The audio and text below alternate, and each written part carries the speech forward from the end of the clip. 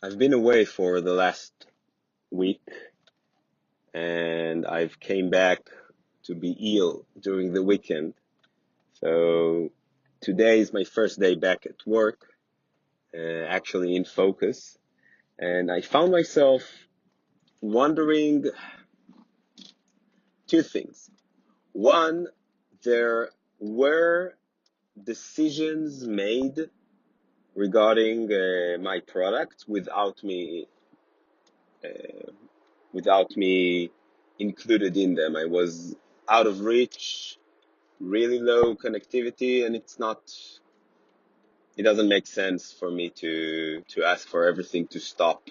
Although I've left enough work for everybody to work, but as everything in product, it it doesn't help you if you put the spec out because everything is malleable and needs to be addressed time and again. And when I came back, I found that some things, well, basically, many of the things that I wanted to be accomplished this week haven't been accomplished. And the things that I didn't or I wasn't planning on accomplishing that week were accomplished. And I think the main thing that I've realized during this day is that when you're when first well a product manager is always or in a startup as ours is always managing the whole product and not just a feature or something like that.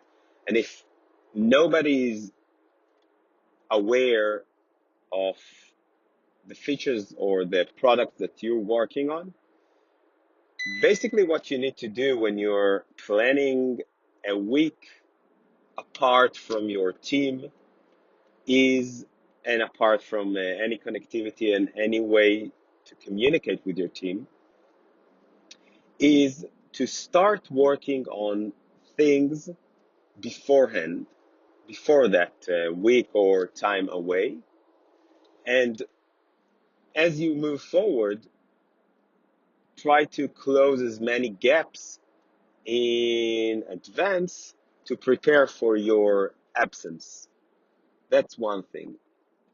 So that's something I'll try to do because no matter what you're doing, it doesn't really matter. I don't know. I've never been a product manager in a big organization where you're only in charge of one or two features or at a time. Nevertheless, if you're in charge of something and there's a team of developers, if there's a production team, never mind what it does, it needs you. The team needs you. The team members need you. They ask questions. They fine tune the spec. So basically, first of all, plan ahead as always in product. And I don't know. I hope I'll be able to do it next time I'm away. That's one. The second thing I'm trying to figure out on my own is,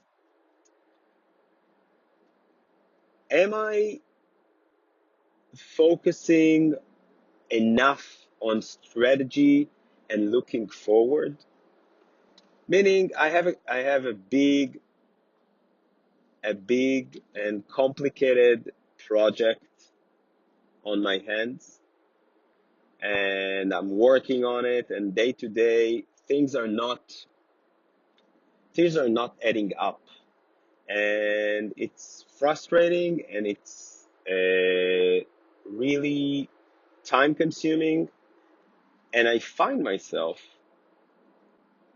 unable to prioritize or focus, not prioritize the work, but focus on the work for the next few steps and for the roadmap, and developing and following the roadmap.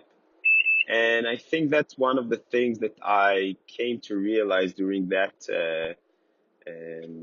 my absence, or returning from my absence, is that I need to be, I don't know the percentage yet, but it should be something around 30% dealing with day to day, another 30% or 40% looking ahead to the tasks that are next in line, and the products that we need to, or the product features that we need to look into next in line, and another 20%, or basically another 30%, is the is looking at the roadmap and aligning it and managing it.